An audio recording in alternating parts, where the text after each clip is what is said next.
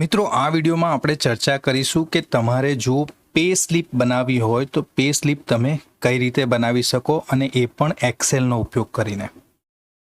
અને આ જે પે સ્લિપ છે એ બનાવવા માટે ઘણી બધી જે ફોર્મ્યુલાઝ જે ઉપયોગમાં લેવામાં આવે છે, જેવી કે આપણે કહી શકીએ સમની જે બેઝિક ફોર્મ્યુલા છે, વી લુકઅપની ફોર્મ્યુલા છે, ડેટા વેલિડેશન કઈ રીતે કરવું, તો આ દરેક વસ્તુ પણ આ વિડીયોમાં આવરી લેવામાં આવશે। તો જરૂરી નથી કે ફક્ત તમે પે સ્લિપ બનાવતા જ શીખશો। માર્કશીટ બનાવવી હોય કે પછી કોઈક તમારા ક્લાયન્ટની ડિટેલ બનાવવી હોય તો તમે એ વસ્તુ પણ આ જે પણ વિડીયો છે એ જોઈને એ વસ્તુ ક્રિએટ કરતાં પણ શીખી શકો છો। તો એ માટે શું કરવાનું છે, તો એ માટે પહેલાં તો તમારે આ પ્રમાણેનું એક ફોર્મેટ પ્રિપેર કરવું પડશે, જ્યાં સુધી વાત છે પે સ્લિપની। ઓકે, જો પે સ્લિપ જ બનાવવા માંગો છો તો આ રીતે એક ફોર્મેટ તમારે તૈયાર કરવું પડશે। હવે આ જે ફોર્મેટ છે એ તમારે પ્રિપેર કરવાનું છે શીટ 2માં, કારણ કે શીટ 1માં કોઈક ડેટા આપણે એન્ટર કરીશું અને એ ડેટાને અનુસરીને જ આ ડિટેલ અહીંયા રિફ્લેક્ટ થશે। જ્યારે કોઈ એક સ્પેસિફિક સેલ વેલ્યુને તમે ડ્રોપ ડાઉન મેનુ બનાવશો, જેવું કે આ એમ્પ્લોયી કોડ છે એને મેં ડ્રોપ ડાઉન મેનુ બનાવેલું છે। હવે આ ડ્રોપ ડાઉનમાંથી જેમ જેમ હું એમ્પ્લોયી કોડ પિક કરતો જઈશ, જેવું કે એમ્પ્લોયી કોડ 3 પસંદ કરીએ છીએ, તો એમ્પ્લોયી કોડ 3 કોનો છે? ચેતનાનો છે। એનું ડિપાર્ટમેન્ટ કયું છે, એની ડેટ ઓફ બર્થ કઈ છે, ડેટ ઓફ જોઈનિંગ કઈ છે, બેંક એકાઉન્ટ કયું છે, પ્લસ એના જે પણ ડેટા આપણે શીટ 1માં એન્ટર કરેલા હશે એ બધા જ ડેટા અહીંયા રિફ્લેક્ટ થઈ જશે અને એ પ્રમાણે રેડીમેડ આપણને એક પે સ્લિપ મળી જશે। હવે આ પે સ્લિપને તમારે કંઈ કરવાનું નહીં રહે, તમે પ્રિન્ટમાં જશો અને પ્રિન્ટને પ્રોપર અહીંયા આગળ એનું પેજ સેટઅપ કરી લેશો તો આ રીતે તમને એક પેજ પર પે સ્લિપ જોવા મળશે। આની પ્રિન્ટ કાઢીને તમે તમારા એમ્પ્લોયીને આપી શકો છો। ઓકે, હવે અહીંયા આગળ જે પણ ડેટા આપણે ફીડ કરવાનો છે, ધારો કે આ જે બાબત છે, સિમ્પલી હું તમને જણાવું તો તમારે આ રીતનું જ કંઈક ટેબલ બનાવવાનું છે। ઓકે, આ રીતનું જ શીટ 2માં ડેટા પ્રિપેર કરવાનો છે। આ જે પણ બીજી બાબતો છે એને બ્લેન્ક રાખવાની છે, આપણે એમાં કોઈ પણ ડેટા ફીડ કરવાનો નથી। ઓકે, એ જે પણ ડેટા છે એ આ ઓટોમેટિક રિફ્લેક્ટ થયેલો ડેટા છે। ઓકે, આ જે તમે આંકડાઓ જુઓ છો, આ જે ડિટેલ ફીડ થયેલી જુઓ છો, એ બધી ઓટોમેટિક ફીડ થયેલી છે। અધરવાઇઝ તમારે આટલી જ ડિટેલ એન્ટર કરવાની છે। ત્યારબાદ આ જે પણ ડેટા તમે જુઓ છો એ શીટ 1માં તમારે એન્ટર કરવાનો છે। કઈ રીતે? તો 22 તમે અહીંયા કોલમ જોઈ શકો કે 21 વોટેવર જે પણ હોય તે આપણે ક્રમબદ્ધ અહીંયા ગોઠવી દીધા છે। ઓકે, હવે શું કરવાનું છે કે એમ્પ્લોયી કોડ જો તમે પ્રેક્ટિકલ ડેટા બનાવતા હશો, આ પ્રેક્ટિકલ વસ્તુ હશે તમારી પાસે કે તમે કોઈ કંપનીમાં કામ કરો છો અને તમારે પે સ્લિપ બનાવવાની છે, તો તમારી પાસે ઓરિજિનલ ડેટા હશે એ તમારે એન્ટર કરવાનો છે મેન્યુઅલી। અધરવાઇઝ જો તમે પ્રેક્ટિસ કરવા માંગો છો આ જે પણ પે સ્લિપ છે એ ક્રિએટ કરવા માટે, તો બીજી ઘણી બાબતો પણ હું તમને શીખવું કે જેવું કે અહીંયા આગળ એમ્પ્લોયી કોડ MRA01, MRA02, હવે આ જે પણ કોડ તમે ક્રમબદ્ધ જે આપશો એના નીચે આ પ્લસની સાઇન છે, પ્લસની સાઇન તમે ઉપર ક્લિક કરીને જો નીચે માઉસને ડ્રેગ કરશો તો તમે ઈચ્છો ત્યાં સુધી તમને આ એમ્પ્લોયી કોડ છે એ ક્રમબદ્ધ મળી રહેશે। ઓકે, જેવું 34 હજુ નીચે ખેંચશો તો તમે 100, 200 ગમે તેટલો ડેટા એન્ટર કરી શકો છો। ઓકે, તો આ બાકીનો જે ડેટા છે તે આપણે હમણાં કાઢી નાખીએ છીએ। ચાલો, એ જ પ્રમાણે એમ્પ્લોયી નેમ તમારે કોઈ પણ એમ્પ્લોયી નેમ તમે લખી શકો, જેવું અમે અહીંયા બતાવેલું છે, વિવિધ નામ છે। ઓકે, ત્યારબાદ જેન્ડરમાં આપણે મેલ ફિમેલ મેન્શન કરી દઈશું। ત્યારબાદ ડિપાર્ટમેન્ટ બતાવીશું કે કયા ડિપાર્ટમેન્ટમાં છે, પ્રોડક્શન ડિપાર્ટમેન્ટમાં, IT ડિપાર્ટમેન્ટમાં, HR ડિપાર્ટમેન્ટમાં, ઓકે, વોટેવર જે બી ડિપાર્ટમેન્ટ હોય તે અહીંયા મેન્શન કરવાનું છે। ડેઝિગ્નેશનમાં આપણે બતાવીશું કે પર્ટિક્યુલર જે એમ્પ્લોયી છે એનું ડેઝિગ્નેશન શું છે, તો એ પણ અહીંયા બતાવેલું છે। એની ડેટ ઓફ બર્થ આપણે એન્ટર કરવાની છે। હવે કોઈક વ્યક્તિ એવો હશે કે જેણે પ્રેક્ટિસ કરવી છે અને પ્રેક્ટિસ કરવા માટે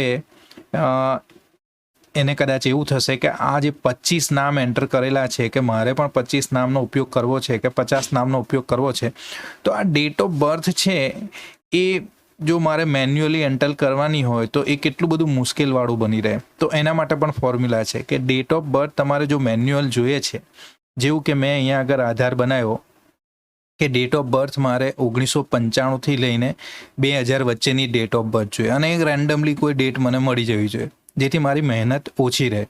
તો એ માટેની ફોર્મ્યુલા તમે ઉપર જોઈ શકો છો. આ જે કોલમ છે, ઓકે, F2, અહીંયા સેલ એડ્રેસ તમને જોવા મળશે, બરાબર. તો F2માં હું મારું કર્સર રાખીશ અને ટાઈપ કરીશ is equal two random between bracket date બાદ પછી એન્ટર કરીશ હું કોઈ પણ સ્પેસિફિક ડેટ કે 1/1/1995, ઓકે, 1/1/1995 લઈને 31/12/2000 વચ્ચેની કોઈ પણ મને ડેટ મળવી જોઈએ ડેટ ઓફ બર્થમાં.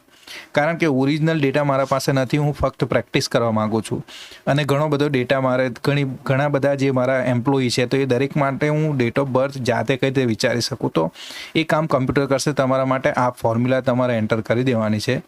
જેવું એન્ટર કરશો એટલે આ એક ડેટ મળી જશે. આ એક ડેટ મળ્યા બાદ શું કરવાનું છે, સિમ્પલી પ્લસની જે નિશાની છે, પ્લસની નિશાનીથી નીચે ફરીથી જે રીતે આપણે એમ્પ્લોયી કોડ જનરેટ કરેલો એ રીતે ડેટ ઓફ બર્થ પણ જનરેટ કરી લઈશું. ઓકે, હવે નીચેની આ મને લાગે છે કામની નથી તો આપણે કાઢી નાખીશું. ઓકે, તો ડેટ ઓફ બર્થ અહીંયા આવી ગઈ છે. લોકેશન આપણે એન્ટર કરી દઈશું. મેન્યુઅલી આપણે લોકેશન કંઈ પણ બતાવવું પડશે. ઓકે, તો લોકેશન માટે તમારે મેન્યુઅલ ડેટા એન્ટર કરવો પડશે. ડેટ ઓફ જોઈનિંગ માટે પણ આપણે શું કરીશું કે ભાઈ જે 1995થી લઈને 2000 સુધીની મેં ડેટ ઓફ બર્થ લીધેલી, તો 2020થી લઈને 2022 સુધી ડેટ ઓફ જોઈનિંગ થઈ છે એવું મારે જોઈએ છે. તો એ માટે પણ રેન્ડમ બિટવીન ફોર્મ્યુલાનો ઉપયોગ કરીશું.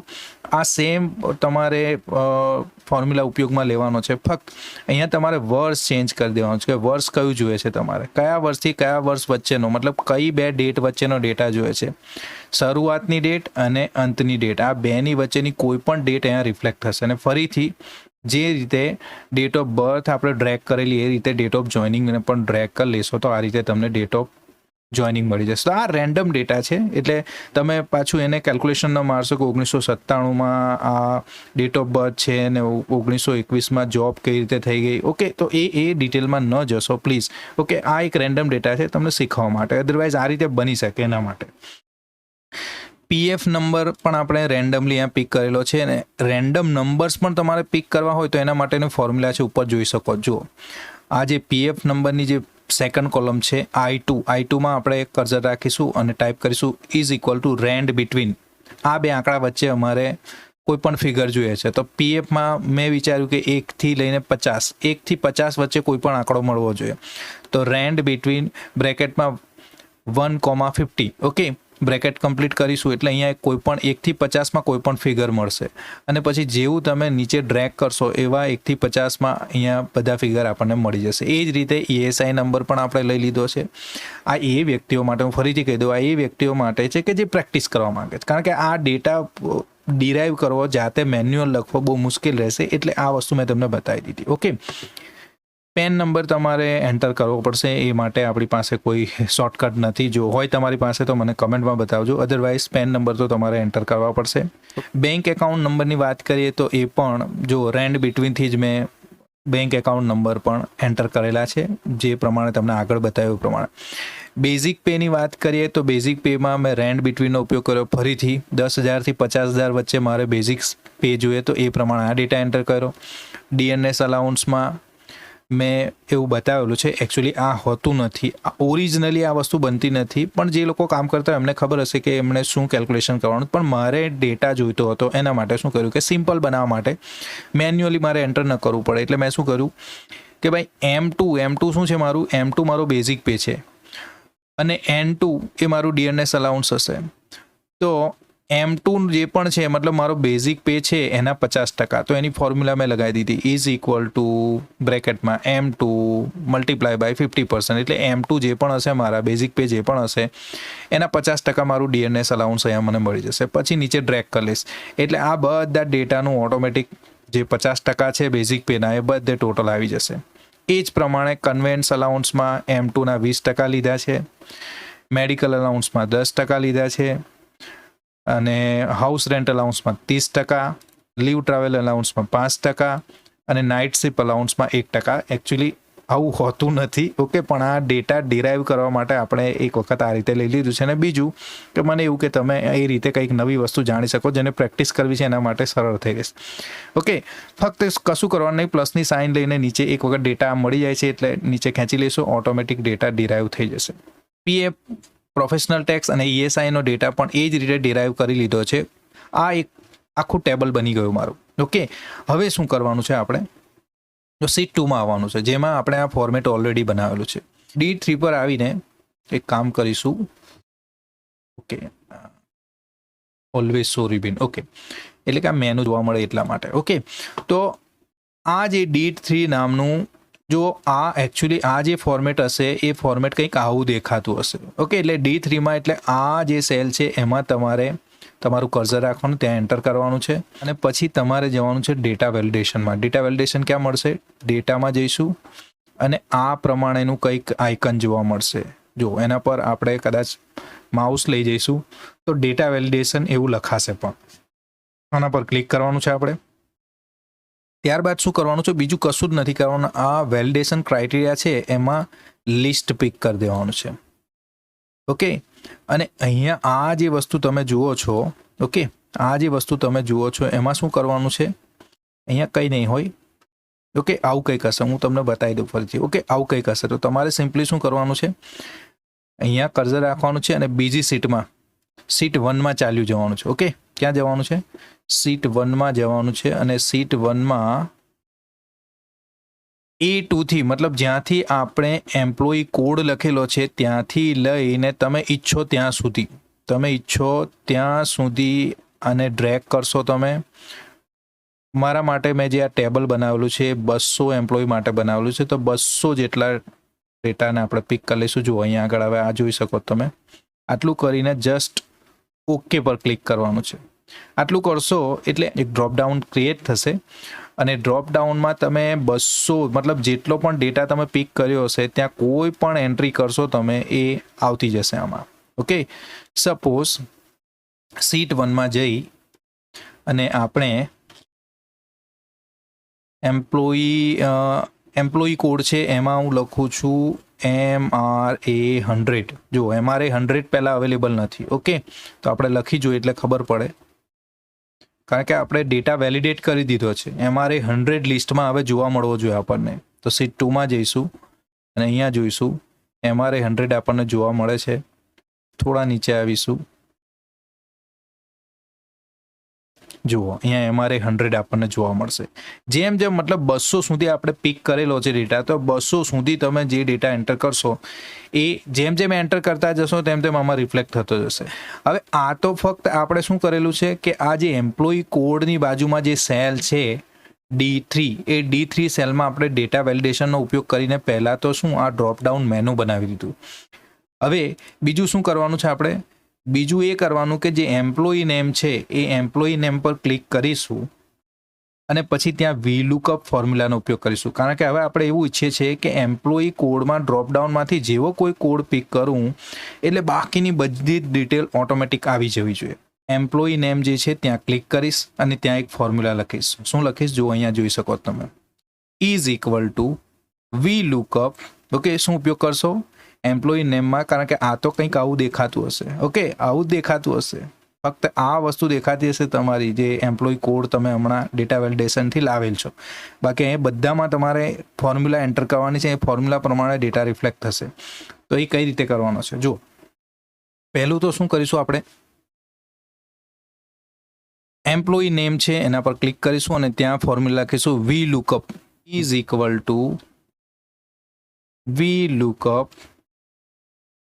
લખી લીધું.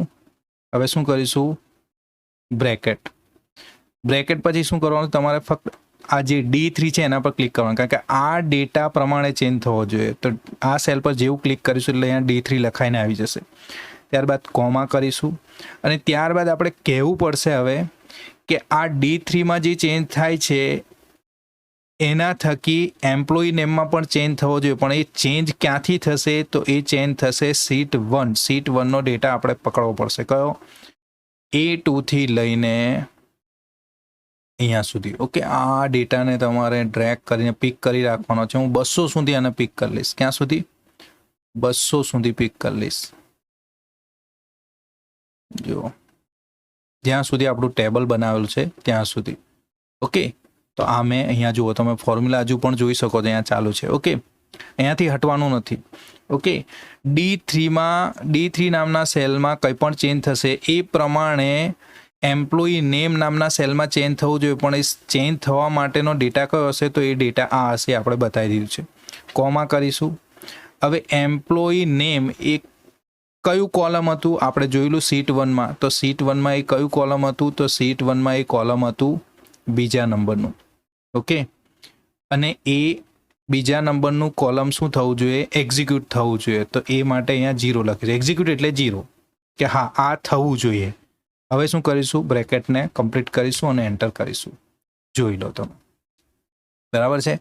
હવે જેમ જેમ તમે એમ્પ્લોયી કોડ બદલશો એમ આ બદલાશે પહેલાં. એ જ પ્રમાણે આ બધું જ બદલવાનું જ તમારે. તો હવે એકદમ સિમ્પલ થઈ ગયું. શું કર્યું, તમે આ જે પણ ફોર્મ્યુલા અહીંયા એક્ઝિક્યુટ કરેલી એને કોપી કરી લેવાની છે તમારે. શું કરવાની છે, અહીંયાથી કોપી કરી લેવાની છે.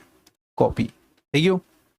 કોપી થઈ ગયા બાદ શું કરવાનું તમારે, જો એમ્પ્લોયી નેમ બીજા નંબરનું કોલમ હતું, તો હવે ત્રીજા નંબરનું કોલમ કયું છે, ત્રીજા નંબરનું કોલમ છે જેન્ડર, ચોથા નંબરનું છે ડિપાર્ટમેન્ટ, પાંચમા નંબરનું છે ડેઝિગ્નેશન. તો હવે શું કરશો, એ જ ફોર્મ્યુલા બધી જ જગ્યાએ એપ્લાય કરવાની છે. જેન્ડરવાળા કોલમમાં આવી જવાનું, જેન્ડરવાળા સેલમાં આવી જવાનું છે, અને ત્યાં એ જ જે ફોર્મ્યુલા તમારે તે પેસ્ટ કરવાની છે. ફક્ત જ્યાં 2 નંબર હતો ત્યાં 3 નંબર કરી દેવાનો છે. ઓકે, એ પછી ડિપાર્ટમેન્ટમાં 4 નંબર કરી દેવાનો છે, ડેઝિગ્નેશનમાં 5 નંબર, ડેટ ઓફ બર્થમાં 6 નંબર, લોકેશનમાં 7 નંબર, ડેટ ઓફ બર્થમાં 8 નંબર, પીએફમાં 9 નંબર, ઈએસઆઈમાં 10 નંબર, 11 નંબર અને બેંક એકાઉન્ટમાં 12 નંબર. ઓકે, એ જ પ્રમાણે અહીંયા 13 number, 14 number, 15 number, 16 number, 17 number, 18, 19, 20, 21, 22. ફરી એક વખત કહી દઉં કે આ જે નંબર છે એ તમારે અહીં સ્પેસિફિક કયા નંબર પર છે એ પ્રમાણે. ધારો કે ઈએસઆઈ 22 નંબર પર છે તો પછી 22 બતાવવાનું. જો તમે ઉલટું સુલટું કરી નાખ્યું હોય ને ઈએસઆઈ કદાચ 21 પર લખી દીધું હોય તો તમારે પછી આ સેલમાં 21 લખવાનું છે. અહીંયા આગળ શું લખશો તમે, 21 કે 22. ઓકે, જે બી એન્ટર કરતો ડેટા મેચ થવો જોઈએ એ પ્રમાણે તમારે ડેટા એન્ટર કરી દેવાનો છે. તમારું કામ પૂર્ણ થઈ ગયું છે. ઓકે, હવે તમે જેવું અહીંયાથી MRA 18 પિક કરશો એટલે 18માં જે પણ ડેટા હશે, તમે જેમ જેમ અહીંયા ડેટા ફીડ કરેલો હશે, હવે તમે કહેશો 200 સુધી શું કરવા, તો કે હવે હું જેટલા પણ નામ એન્ટર કરતો જઈશ, જેટલા બી ડેટા 200 સુધી ફીડ કરતો જઈશ ને તો એ ઓટોમેટિક રિફ્લેક્ટ થશે. મારે મેન્યુઅલી એમાં ફરીથી મતલબ મારા સપોઝ એવું બને કે આપણે 26 સુધીનો ડેટા પિક કરીએ તો 27માં કંઈક લખીશું તો તમને સીટ 2માં અહીંયા એ MRA કોડ નહીં મળે. ઓકે, એટલે 200 સુધી પિક કરું. તમે ઈચ્છો તો 1000 સુધી એમાં ચેન્જીસ પણ કરી શકો. પછી એક વખત આના પર કામ કરશો એટલે આઈડિયા આવી જશે કે તમે આ જે VLOOKUPનો ફોર્મ્યુલા એને ચેન્જ કરીને પણ તમે કામ કરી શકો. ઓકે, વધારે ડેટામાં. ત્યારબાદ શું કર્યું આપણે, તો કે આનું ટોટલ જોઈતું હતું. તો ટોટલ અર્નિંગમાં આપણે શું કહીશું, ટોટલ અર્નિંગમાં જઈશું is equal two sum E10, E10 થી લઈને F16. જો E10 કયું છે, આપણું એડ્રેસ અહીંયા જોવાનું તમારે. આ E10 છે, E10 થી લઈને F16 છે ને. E10 થી લઈને F16 નો ડેટા જુઓ અહીંયા તમારે મૂકવાનું છે. ટોટલ અર્નિંગની બાજુમાં જે સેલ છે ત્યાં ક્લિક કરશો તમે, કારણ કે એ વસ્તુ બી ઓટો પોપ્યુલેટ થવું જોઈએ એવું ઈચ્છો તમે, કંઈ કરવાનું નથી. ઇઝ ઇક્વલ ટુ સમ ફોર્મ્યુલાનો ઉપયોગ કરવાનો અને E10 થી લઈને E10 એટલે કે આ. ઓકે, E10 થી લઈને F16, E10 થી લઈને F16 વચ્ચે કોલન જોવા મળશે. બ્રેકેટ કમ્પ્લીટ કરશો એટલે આ તમામનું ટોટલ ઓટોમેટિક રિફ્લેક્ટ થશે. જે એવો ડેટા નાખતો જશો ઓટોમેટિક રિફ્લેક્ટ થશે. એ જ રીતે આ 3 ડેટા છે એનું ટોટલ ડિડક્શનનું પણ આપણે શું કરીશું, આ સેલ પર ક્લિક કરીશું અને ઇઝ ઇક્વલ ટુ J10 થી લઈને K12 સુધી, J10 થી લઈને K12 સુધીનો ડેટા બ્રેકેટમાં એન્ટર કરીશું તો એનું પણ ટોટલ મળી જશે. અચ્છા, નેટ પે રાઉન્ડ ડેટમાં શું કરીશું, નેટ પે રાઉન્ડ ડેટમાં સેલ પર ક્લિક કરીશું અને ત્યાં લખી દઈશું ઇઝ ઇક્વલ ટુ E17, એટલે કે E17 કયું છે, આ છે. ઓકે, E17માંથી બાદ કરીશું J17, આ છે E17. ઓકે, આ E17 છે જુઓ, અને આ છે J17. ઓકે, તો આ કોલમમાં આપણે શું બતાવીશું કે E17માંથી J17 સબસ્ટ્રેક્ટ થઈ જવા જોઈએ, બાદ થઈ જવા જોઈએ ને અહીંયા વેલ્યુ મળવી જોઈએ, તો એ વેલ્યુ ઓટોમેટિક મળશે. બસ આટલું કરશો એટલે તમે પે સ્લિપ ક્રિએટ કરી દીધી છે. હવે તમે ઈચ્છો એટલા અહીંયા એમ્પ્લોયી કોડ અને એમ્પ્લોયીની ડિટેલ નાખી શકો છો. આપણે 200 સુધીનું ટેબલ તૈયાર કર્યું છે. તમે ઈચ્છો તો આ 200 થી 1000 પણ કરી શકો. ફક્ત કરવાનું શું રહેશે કે તમે જો ડેટાનો જે લિમિટેશન એ વધારવા માંગો છો તો એક ડેટા વેલિડેશનમાં ફરીથી તમારે જઈને જે રીતે મેં બતાવેલું એ તમારે 200 સુધી પિક કરેલું તો 1000 સુધી પિક કરી લેવાનો છે ડેટા. અને આ VLOOKUPના ફોર્મ્યુલામાં પણ તમારે 201 છે તો 1001 સુધી લઈ જવું પડશે. ઓકે, એ રીતે ડેટાને ડ્રેગ કરી લેવાનો રહેશે તો તમારું કામ આસાન થઈ જશે. તો આ રીતે તમે પે સ્લિપ બનાવી શકો. જો તમને વિડીયો યુઝફુલ લાગી છે તો પ્લીઝ વિડીયોને લાઇક કરો, શેર કરો અને ચેનલને સબસ્ક્રાઇબ કરી લો.